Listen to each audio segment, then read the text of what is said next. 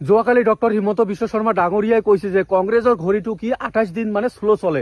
100% মই আপোনাৰ কথাত একমত আছো, 100%। কিন্তু আপুনি এটা কথা এতিয়া কওক, বিজেপিৰ ঘড়ীটো কিমান শ্ল' চলে আপুনি নিজে কওক। কিয়নো আমি দেখিবলৈ পাইছো বিজেপিৰ প্ৰধানমন্ত্ৰী নৰেন্দ্ৰ মোদী ডাঙৰীয়া অহাৰ কোনো এতিয়ালৈকে নামগন্ধ নাই। মই ওয়েলকাম জনাম ডক্টৰ কি হিমন্ত বিশ্ব শৰ্মা, আপুনি কি অনুৰোধ কৰক যে কি বিজেপিৰ কি প্ৰধানমন্ত্ৰী নৰেন্দ্ৰ মোদী আহিব লাগে কি আমাৰ জুবিনদাৰ সমাধিস্থলত আৰু জুবিনদাৰ ফেমিলিৰ লগত লগ কৰিবলৈ। এইটোতো আপুনি নকৰে ভাই, আপুনি জাষ্ট খালি কংগ্ৰেছক উংলি দেখুৱাই থাকে ভাই। আপোনাৰ কি প্ৰধানমন্ত্ৰী কেতিয়া হ'ব আপুনি এইটো ক্লিয়াৰিফিকেশ্যন দিয়ক, আগত দিয়ক আপোনাৰ কি বিজেপিৰ কিমান চল।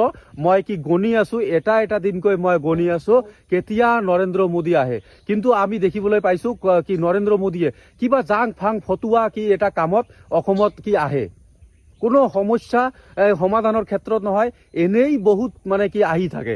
কিন্তু এইটো বিষয়ত জুবিনদাৰ কি যিটো কেছ, এইটো সাংঘাতিক কেছ, আৰু জুবিনদাৰ ইমান কি দৰ্দনায়ক এটা কেছত কি প্ৰধানমন্ত্ৰী এতিয়ালৈকে আহিবৰ কাৰণে সময় নাপাল। এইটোত মই দুখ পাইছো।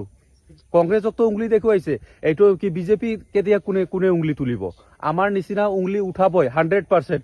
না আমি বিজেপিক আমি ভাল পাওঁ, না আমি কংগ্ৰেছক ভাল পাওঁ। যোনে কি বেয়া কাম কৰিব আমি তাকে বেয়া পাওঁ, এইটো চিধা কথা 100%।